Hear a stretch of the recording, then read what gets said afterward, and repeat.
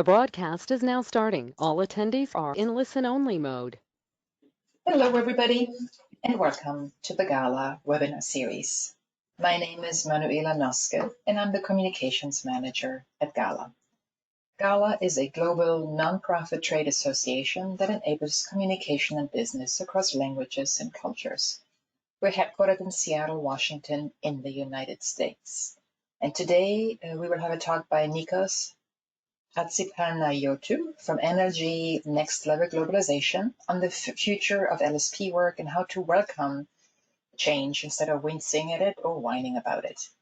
But before we get to our topic, I need to go over our housekeeping items. Everyone's lines are muted to cut down on any noise. If you have any technical difficulties, let me know by using your chat box, and I will work with you to troubleshoot them.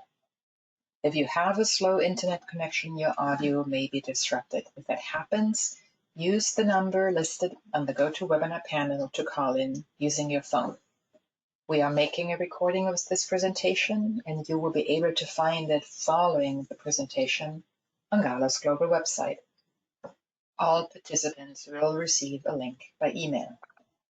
If you have any questions or comments, type them into your chat box. We will try to get to as many of those questions as we can in the time remaining after the presentation.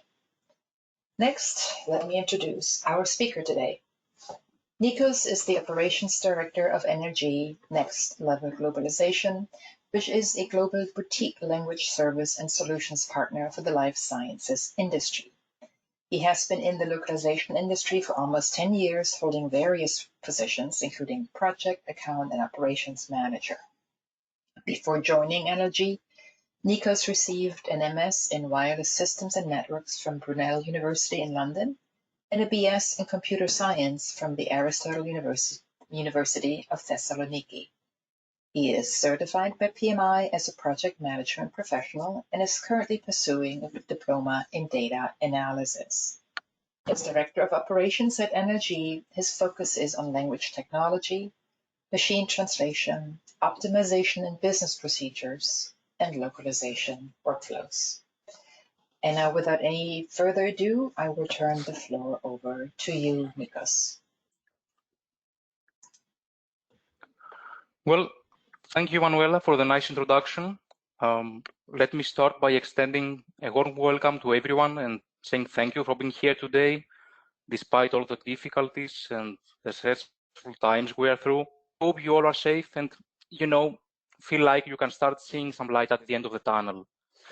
But anyway, the fact that you are here today, taking time out of your day to join this webinar, shows that you are already thinking about the next day and looking for new solutions or practices that could benefit you and your organization. So again, I would like to thank you very much for being here, and I really hope you all are healthy and safe wherever you are. Speaking for myself, I'm very happy to share my learnings and experiences with you today and hopefully help you to deal with some of the most common challenges that LSPs are currently facing. So let's get this started. Here is what we are going to talk about today. We are going to talk about the fundamental shifts that are undergoing in the localization industry and the way these are perceived in an LSP setting. So our main goal today is to try to decode the new normal, as we call it. That is the new situation that is formed by the introduction of disruptive technology in the localization business, the introduction of next level automation and AI applications, and the increased complexity of localization projects, usually originating to the constantly changing client needs. So having analyzed the new conditions, we will then provide a roadmap for how to successfully respond to the industry shift and in the end build a ready for anything team which can help you keep up with the changes and the new challenges. But I would say, let's take this step by step. Let's see together the main pillars of our discussion today. As a first thing, we will try to identify the key factors that leading transformation in the localization business nowadays. And I think it is important to understand where we stand today, what the localization landscape looks like, and thus identify our current state. From there, we need to see what we have done so far to catch the transformation train and examine the realized benefits against the original corporate goals. We will talk about many cases where, despite the efforts to deploy new technology, the return on investment is still quite low. So I think it's definitely interesting to try to understand what goes wrong and work towards identifying the complementary but absolutely necessary changes we should make to the formula to ensure project success and business growth. And after that, we will bring everything together under a short roadmap for how to transform your organization and how to set the foundations for the digital era. In the end, of course, we will summarize and provide also a list of key actions to prioritize in your transformation plan. After that, I will be happy to answer any questions you may have and also receive any suggestions or additions to the plan. So first things first, before we start talking about solutions and response plans, I would suggest to take a deep breath, clear our mind, and just try to feel the pulse of our industry and the localization manager profession. With so much at stake, trying to ask the right questions is probably the best starting point towards defining our response plan. So here we go with a few key questions that are going to help our brainstorming process. And the first question is, how is our industry transformed? And then, what are the key factors leading transformation today? How have our clients and projects changed over the last years? How have our technology and processes changed? How are the core industry roles affected by this transformation? And what kind of abilities, skills, or qualities are now needed to cover our project management needs? Where are we going to find the right resources for our needs? And there could be many more similar questions that can help you dig deeper into this. So now, having those questions in mind, let's try to elaborate further on the base assumptions, or the key facts, if you wish. The key facts that will allow us to put a framework in place for the current state in the localization industry. Fact number one is that the advances in technology, client expectations, and regulatory frameworks are the main drivers for the evolution in the localization industry. Even if we haven't seen yet their full potential in terms of how deep and groundbreaking the resulting change can be in our daily work and environment, senior leaders from the provider side say that the business is already significantly affected by those disruptive trends. So when we talk about technology as a disruptive factor, we include under this notion the establishment of automation and the introduction of artificial intelligence and data intelligence. And truth is that we've seen a lot of pure automations being presented as artificial intelligence nowadays, just to make a splash on the market and the media. But when we refer to automation, this is clearly about using software to define and execute a series of actions that run when instructed to do so, or when a trigger condition dictates. For example, when we have a translation management system that generates notifications when a file is ready for the next stakeholder based on a predefined workflow. If a system like that encounters an undefined situation, such as a new language or maybe a new supplier, then the system just stops and calls for human intervention. In simple words, a system like that cannot take decisions on behalf of humans. It just executes predefined and pre-configured steps. On the other hand, artificial intelligence, in a nutshell, can be considered a more advanced form of automation. So AI primarily refers to technologies that learn from data to perform tasks that would otherwise require human intelligence. So in contrary to automation, we don't tell the system what to do, but we provide the data and a set of instructions so that it can learn and take decisions on behalf of humans. For example, we could have an AI-driven system that predicts the time that is needed from a linguist to complete the translation of specific content, and this can be done based on data related to the linguist's performance on past projects. But anyway, in the localization industry right now, the most widely reported impact of artificial intelligence has been in the field of machine translation. particularly in relation to advances in neural machine translation. So apart from machine translation, artificial intelligence is now giving us new opportunities to use the big data, the data that we already had, but we couldn't take advantage of due to the lack of powerful machines and advanced machine learning and deep learning mechanisms. So now with artificial intelligence, we can develop and take advantage of a new form of intelligence based on data. And we can use this intelligence to drive better insight into the business problems we are trying to solve. And now we go with another fact number 2 actually, which says that under this new technology landscape, where the establishment of automation and introduction of AI and data intelligence prevail, the localization projects are getting more and more tightly connected to technology. And the truth is that if you look at the localization project today, following the route from authoring to publishing, you may get a strong sense of a technology-oriented workflow, including the use of several systems, such as a content management system and a cloud-based DMS.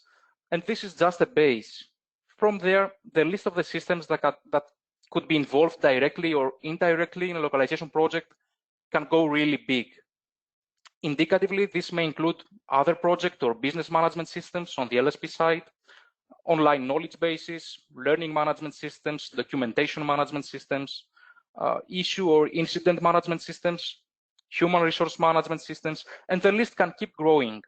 So in this setting, several people are working together, most of the times virtually, in multiple countries across the globe, collaborating and sharing data real-time on digital online platforms. So when it comes to managing a localization project nowadays, it's not only about managing the project itself, but I would say that it's also about managing technology. And with that said, it's not only about managing the technology, but excelling in the use of technology, gaining a solid grasp of how to make the most of each project to benefit the workflow and the involved. Fact number 3 is that the localization projects became increasingly complex over time, driven mainly by client demands. And truth is that the customer needs and expectations contribute at a very big extent to having on our hands projects and requirements which, from a first look, or sometimes even from a second one, might look quite impossible to accomplish. And with that said, let's bring in mind the project management triangle, or the triangle of priorities and balance. This is a very basic model of constraint, and it simply contends that the quality of work is constrained by the project's budget, deadlines, and scope, and the project manager can trade between those constraints. And changes in one constraint necessitate changes in others to compensate, or otherwise quality will suffer. So the main idea here is that the effect of decisions concerning scope, cost, or time will impact the resulting quality. And truth is that scope, cost, and time can all become high priorities at some point. So in this case, the conventional, you know what, just pick 2 and let the third go. Otherwise, you will have problems with quality. For example, we could have a project that can be completed faster by increasing budget or cutting scope. Similarly, increasing scope may require equivalent increases in budget and schedule. But cutting budget without adjusting schedule or scope could lead to lower quality. However, nowadays we've reached a point where there is a notion of increased pressure driven by client demands and competition to produce more translations faster, cheaper, and even better in order to meet our customer expectations and ensure our existence in the market. In simple words, we have reached a point where the buyers can no longer accept the fact that they should sacrifice one of the 3 constraints, cost, time, or scope, to get the expected level of quality. So the logic that tends to become quite common out there is that with the use of the right technology, the use of the right systems, and involvement of the experts, the required level of quality can be achieved without sacrificing any of the 3 constraints. So complexity in localization projects is increasing and will keep increasing over the next years. Fact number 4 is that the need to remain compliant on a global scale and across language barriers has shaped many of the core quality assurance processes across the localization industry today. Specifically for some industries such as pharmaceutical, clinical trials, and the broader life sciences field, both ethical and legal considerations have pushed towards establishing very strict quality and delivery standards for the language service providers. But in the field of emerging technologies, the pace of innovation often surpasses the evolution of supporting legal frameworks. So even if we are not quite there yet, and disruptive technology may enjoy a form of temporary immunity from cumbersome and legal and regulatory procedures, it is quite certain that at some point, new boundaries on information security and corporate responsibility will be placed in response to the new technological landscape. Therefore, the need for a new model of secure and compliant localization service delivery will emerge, making it necessary for localization strategies to remain compliant with new legislation, whether this is about personal privacy, data security, or just adhering to new quality models and frameworks. So bringing everything together now, I think that we have a much better idea about the new normal and the way the advances in technology, the changing client needs, and the regulatory frameworks are shaping the new era of the localization industry. So based on this picture and our preliminary experience on this new reality, we can now talk about a few common challenges for the language service providers. So we may start by admitting that scaling up the manpower to cope with the increased complexity of localization projects and the demanding surrounding environment cannot always guarantee the capability to handle properly the incoming work. So having available hands to process the work, of course, it is important, but maybe it's not enough to ensure project success. You also need the right technology solutions and, of course, the right expertise among your staff to drive things forward. And then inside this new normal that dictates for new solutions, it is becoming more and more challenging to identify the right resources for your needs, meaning the people with the right skills, with the right qualities, and the right expertise to respond properly to the industry shift. But at this point, I would say let's try to narrow this down to the main issues and see how we are doing in terms of people and project performance.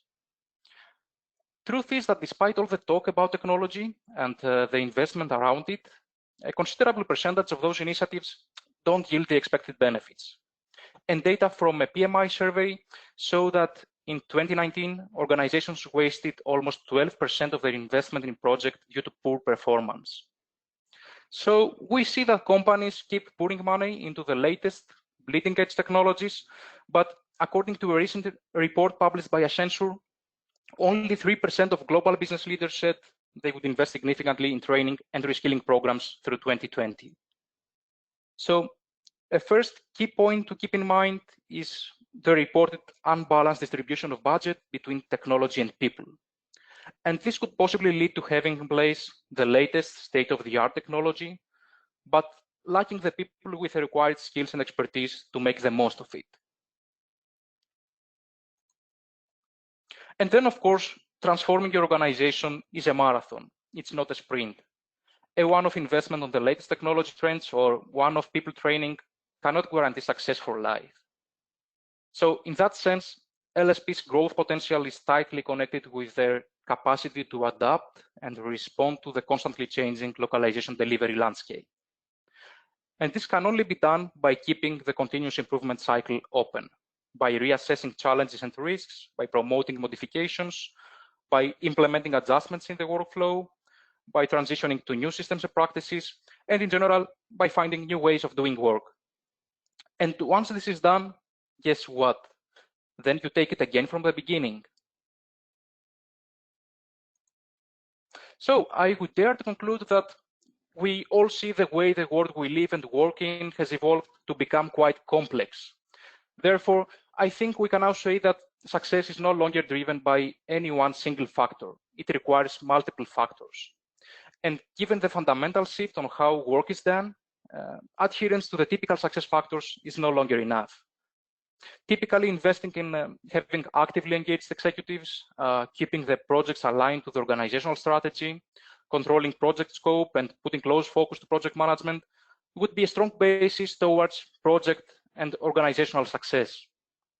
And this is still a strong basis. I mean, if we are struggling with the challenges of the past and today, how will we be adequately prepared for the disruptive environment of tomorrow? So what we need to do here is to work on this base formula and take it to the next level. And this can be done by adding those new ingredients that can cover for the new challenges. And talking about new ingredients to the formula, I would like to note down those 4 main pillars of our transformation roadmap.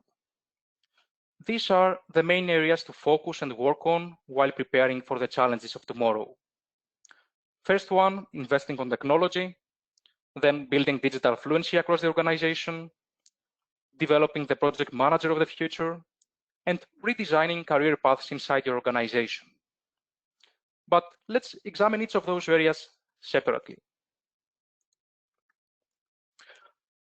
Putting technology front and center is definitely key. Digital disruption is everywhere, and we see that organizations are massively investing on the latest technology trends. According to IT market intelligence firm International Data Corp, the global spend on the technologies and services that enable digital transformation is expected to hit 1.97 trillion of US dollars by 2022. So investing on systemizing, streamlining, and automating processes with the use of technology is definitely a must. And truth is that organizations do quite well in this area. So investing on technology is among the key actions, or probably the first and main strategic action they take to respond to digital transformation. But the question here is this enough to get your organization on the right track? Again, data from PMI and Forbes sites show that nearly 80% of organizations on a global scale have undergone a significant transformation in the last couple of years adopting disruptive technology.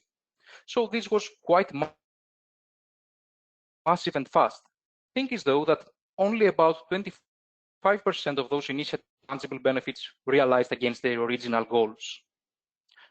And the lesson here is that technology on its own is not enough. To close this disconnection between investment on technology and realized benefits from its use, you should couple all that shiny new tech with the right people, with the right skills, working on the right projects. So working towards this direction, building digital fluency across your organization should be of the primary goals.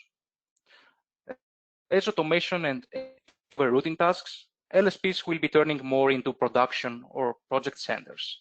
So being so much dependent on technology makes it very difficult for any organization to afford having just one tech guy, one machine learning expert, one CAD tool specialist, one agile person. So this model is simply no longer viable. We simply expect for the future PM to be able to wear multiple hats and act accordingly. So the question here is now, how should it be? Should we start creating maybe separate divisions and groups inside the organization, all these technical aspects of the localization workflow? And the answer is yes and no. Yes, you could do that, but in a fast-paced global LSP setting, this might end up being more burden than efficiency. For example, consider that a move towards this direction would expand the internal communication channels, would add unnecessary steps and hierarchy, and in the end, it could weaken further the capabilities of your project management force, that is the project managers. So what about saying no to this option, which in the long term can only enlarge the already existing gap, and go with a plan B?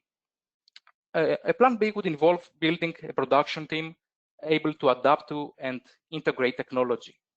In other words, promote a tech-savvy mindset throughout the organization. So the goal here should be to creating a culture that supports project management while embracing the twists and turns of technology. This is a culture driven by innovation, agility, and critical thinking, reinforced with the right standards, the right tools, and educational opportunities. And towards this direction, you will need reskilling, upskilling, whatever it takes to promote digital fluency across your organization. Usually a combination of training and mentorship works well in these cases to help your team develop their digital age skills. And among the top needed ones, you will find technical agility, data analysis, information security, and regulatory compliance. With technical agility, we mean the general ability to understand and participate in the latest trends of technology. Simply put, in the digital era, the project manager should be able to quickly and smoothly adapt to or integrate current technologies. Then with data analysis, we mean the ability to understand data from analytics to visualization. So the ability to extract, analyze, and translate useful information from the organization's dataset will be really essential in the future. Regarding information security expertise, although this skill seems the least glamorous, I would say is one of the most important in the digital era. And this is because cybersecurity is one of the biggest issues of today and will continue to be as digital transformation advances. And truth is that the more connected your workforce, the more the whole company is at risk. So it's not only about having a production team that understands the basics of online security. It's also about having a team that knows the right steps to take to defend it. And last, you will need your project managers to ensure a secure and compliant localization service delivery. And this is not something that can be done by a single person, for example, a regulatory manager. But this is typically something that touches across all layers and teams of the organization, let alone the project management team. So everyone should be skilled enough in this area to assure that every step of the workflow complies with the legislation, whether this touches upon personal privacy, data security, or adhering to existing and new quality models and frameworks. But apart from the digital skills, certain soft skills are also crucial for the digital era. So in order to develop the project manager of the future, it is super important that you pair all the tech training with the human skills that add insight and value to technology. In this case, let's not forget the PM talent triangle, which clearly shows that the new professional reality demands a combination of technical and project management skills, leadership skills, and strategic and business management skills. In other words, the era of specialization is coming to an end. Nowadays, each employee must simultaneously be a technician, a strategist, a great communicator, and a project and service delivery expert. The future PM should be able to not only learn and keep pace with the technology, but also to create meaningful relationships and collaborate effectively with various stakeholders. And with that said, let's try to dig deeper into the most important human skills of the future PM. The first one, social selling, is probably one of the most important skills of the new era. The project managers of the future should equip themselves with content and conversation, the so-called business intelligence, so that they can connect substantially with their customers. And in a very competitive environment like ours, it is crucial to not just make a connection with your audience, but also to maintain it. And this can be done by adding value in the way of sharing content. So storytelling with data is probably the only way to gain trust and engagement nowadays. And then arguably, the most important skill of the digital era does not relate to a specific technology. In the age of AI and automation, the most important skill for any employee is creative thinking and the ability to be innovative. So as machines become more involved with daily and routine tasks, the more we will need to have creative, versatile workers whose skills overcome what the machines can offer. Thus, it is crucial to have a workforce that has a good grasp of the complexity of the digital world and knows the new stages of the customer journey. And on top of that, they can be creative and innovative enough to design the right solutions for the customers. Creativity and innovation are also tightly connected with curiosity. So the future project manager should always be looking for what's next, trying out new ideas, new perspectives, new technologies, and examining new project and service delivery approaches. It's up to everyone now, I think, no matter the position or the seniority, to keep an open mind and always stay alerted about how to integrate new ways, new methods, and new technology in the field of activity. And with that said, experimentation and testing are more and more included in the regular responsibilities of localization project managers. Then when it comes to the working models, the future is all about collaborative leadership. The way we work is rapidly changing. Remote work has led to more distributed teams, increased access to information has changed how we consume data, and cross-functional collaboration is breaking down traditional divides between departments, teams, and even skill sets. In short, workplaces are increasingly more dynamic, connected, and collaborative, moving away from the traditional top-down hierarchical structure. So in a sense, we need our people to not just survive under this new setting, but to also embrace this new way of working and be able to thrive within cross-functional and interdisciplinary teams. Last but not least, we have emotional intelligence, otherwise known as emotional quotient or EQ. Truth is that intelligence quotient, IQ, is not enough on its own for the future project manager to achieve success. They also need the ability to understand, use, and manage emotions in positive ways in order to relieve stress, communicate effectively, empathize with others, overcome the daily challenges, and in the end, diffuse conflict. So as the nature of work evolves, so is the way in which we pay attention to our emotions, trying to understand how they factor the decision-making process. So the key pillars towards identifying the advanced level of EQ we want is to develop self-management, self-awareness, social awareness, and relationship management skills. And this is the fourth and last pillar of our transformation plan. This involves putting a closer focus to redesigning career paths inside your organization.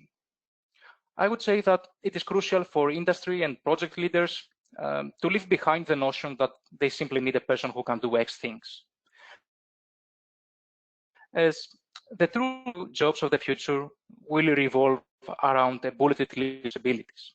So as the jobs in our industry are evolving, becoming more and more complex and multidimensional, so is the structure of the career and development programs. So it's time to leave behind programs that prepare your employees for traditional career paths and focus on offering to them a way out to the future work. And you know what?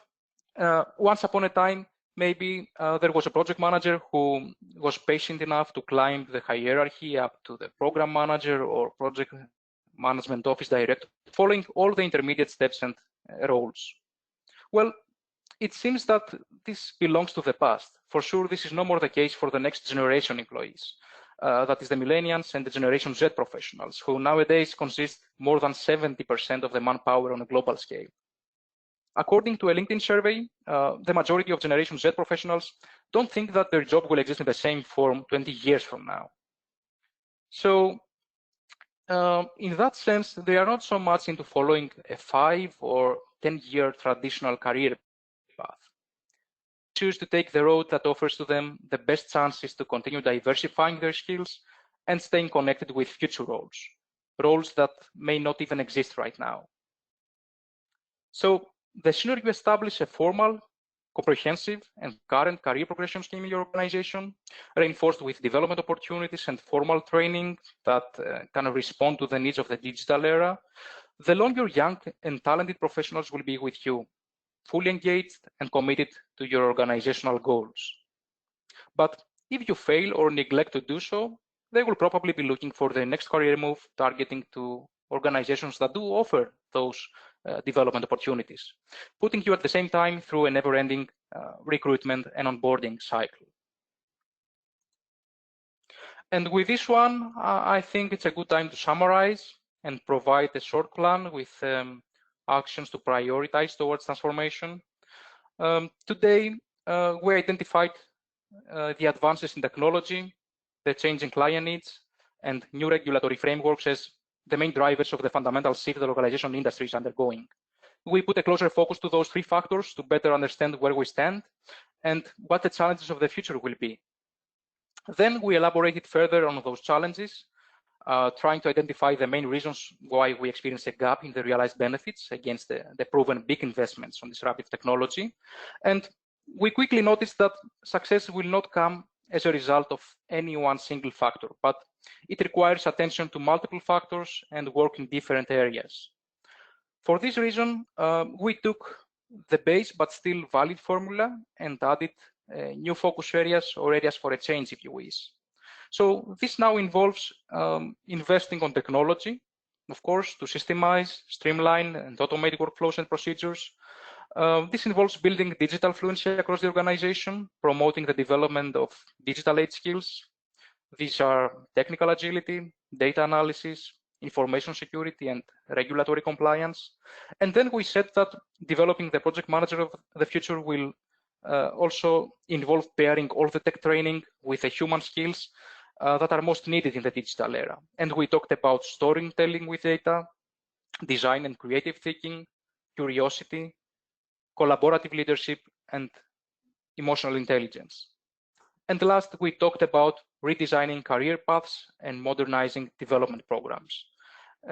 This is a necessary step to better respond to the changing nature of the job and the needs of the next generation professionals. Now, a good question is, where do we start from? What actions do we need to prioritize? This is why I put together those key points or key actions to take after today's webinar. So what's important to do? First of all, make sure your investment on technology is aligned with your investment on people. And with that said, invest on reskilling, upskilling, training, and mentoring programs. Prioritize the development of digital acumen across your organization. Make sure you pair all the tech training with the development of human skills. Establish a formal process for developing employee competencies. Establish a formal recognition process for when staff meet certain milestones. Then have a formal knowledge transfer process to make sure nothing falls through the cracks, probably also systemizing it by deploying a learning management system. And last but not least, reimagine and modernize your career paths. Stay aligned with the jobs of the future and next generation's worldview. So that's it from my side. Thank you for your attention. And I think that now it's time to open this up to you for questions. It is. Thank you so much, Nikos, for your presentation today. Let's start with this question here. So you talked about 4 areas or 4 pillars today. Assume that you have limited budget. If you need to narrow down your efforts for organizational change to just a specific area, which one would you pick? Where would you start? Well, that's a very good question. Thank you, Manuela. Well, I would say that implementing actions only to a specific area out of the 4 we discussed about today wouldn't probably have the desirable effect in the realized benefits of the organization. And with that said, let us remember the cases we examined earlier, where companies pour loads of money to technology without reserving budget, though, for training and reskilling programs. So I think that in order to make this as effective as possible, I would suggest that you try implementing actions across all 4 areas: technology, digital fluency, developing human skills, and redesigning career paths. Even if it's about small things that do not require a huge investment, it's better that you look into all these 4 areas. So my suggestion would be to set some realistic goals in all 4 areas of interest and work towards their implementation. And I think that in the end of the day, we need to keep in mind that transformation is a marathon, as we said. It's not a sprint. So the way to get this ahead is simply to get it started. You may take a few secure and solid steps, and you can keep reassessing your needs and where you want to go as you move forward with your plan. All right, thank you for that. Next topic here is, you talked about something that's getting discussed really extensively in our industry, and that is, how new technology, including AI, is eliminating or affecting the need to actually have like translators or even program managers in your organization. So, a lot of tasks are going to be processed by a machine sooner or later. What do you see as the role? What value do you see specifically PMs adding in a setting like that, a setting that is highly automated? Brilliant. That's another great question. Thank you very much. Well, starting from the translators, sure thing is that artificial intelligence and machine translation actually will change the way they do their work. Maybe many would think that the absence of the translator in the near future is a strong possibility, but from my point of view, this insistence is not as solidified as it made out to be. So for certain types of content, such as non-critical content, for example, internal communication, emails, chats, maybe online knowledge bases, where the main driver is the need to push text for good enough translation at low cost, truth is that for this part, the human intervention is no longer necessary. Supposing that a state-of-the-art and properly trained neural MT engine is used. But anyway, this is about content which, if it wasn't for machine translation, we wouldn't probably translate, right? I mean, in most of the cases, this kind of content is just to remain in the source language due to cost, scale, and volume limitations of human translation. So this part is not so much of a lost business for the linguists. On the other hand, the majority of cases where top-notch translation quality is required, the machine translation functions more as productivity tool for human translators. So post-editing the raw MT output can be significantly faster than translating from scratch. And in that sense, I see that the role of the translator is basically transforming to the role of the post-editor. Mm-hmm. And something similar, I think, is going to happen to the project managers. So, as we said, having machines taking over routine tasks will result in an upgrade for the PM role. So, as we move towards this direction with the use of automation and artificial intelligence, the PM role is actually expanding to become a strategic advisor, a solution architect, a relationship builder, a big thinker, and a versatile manager in general.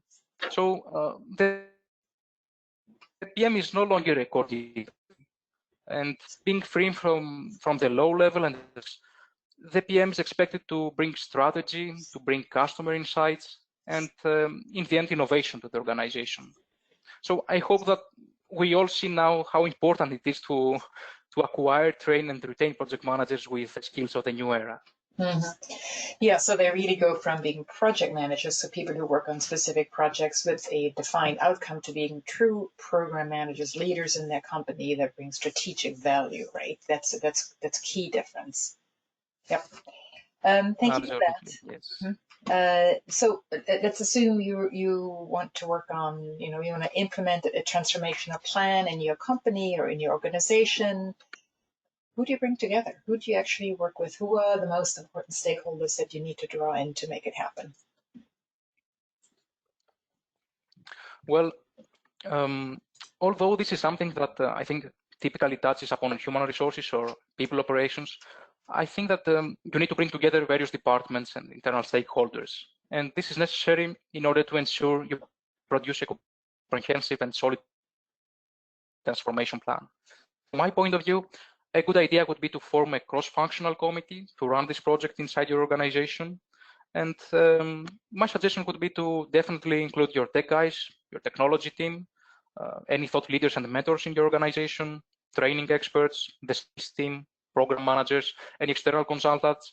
And I would say do not neglect to involve to this some of the youngsters, talented colleagues from your project management workforce.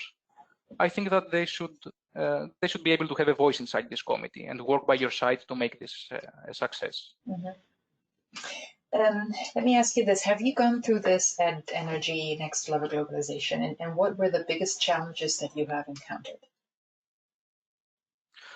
Yes, we are through our transformation plan, and we started with small steps in all 4 areas. As I mentioned earlier, I think it's important to cover all areas.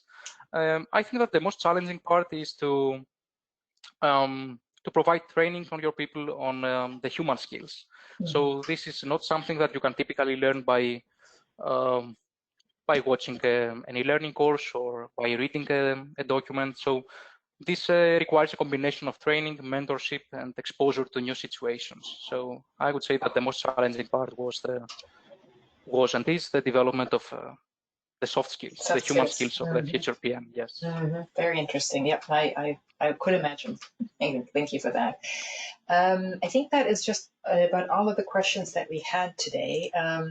Thank you very much for sharing your experience with us today, Nikos. We do really appreciate it. It's been very insightful. And another big thank you to our audience for joining us today and for asking questions. We would love to get your feedback on today's session. If you would just give us a minute today to fill out the post-event survey. It will pop right up after I close the webinar.